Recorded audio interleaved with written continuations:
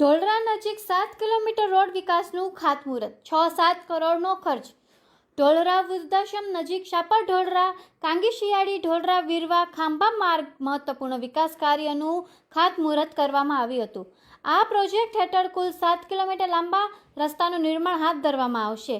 આ ખાતમુહૂર્ત રાજકોટ ગ્રામ્યના ધારાસભ્ય ભાનુબેન બાબરિયાના હસ્તે કરવામાં આવ્યું હતું। આ પ્રસંગે ઢોલરા ગામના સરપંચ શોભાબેન, ઉપસરપંચ લોધિકા, ભાજપ આગેવાન ઘનશ્યામભાઈ બુવા, રોહિતભાઈ, અશોકભાઈ બુવા સહિત તાલુકાના ભાજપ આગેવાનો, ગ્રામજનો અને અધિકારીઓ મોટી સંખ્યામાં હાજર રહ્યા હતા। આ માર્ગ માટે અંદાજિત રૂપિયા 6 થી 7 કરોડનો ખર્ચ નિર્ધારિત કરવામાં આવ્યો છે। રસ્તે તૈયાર થયા બાદ સ્થાનિક લોકો માટે અવર જવર વધુ સરળ બનશે અને વિસ્તારમાં વિકાસને નવી દિશા પ્રદાન થશે।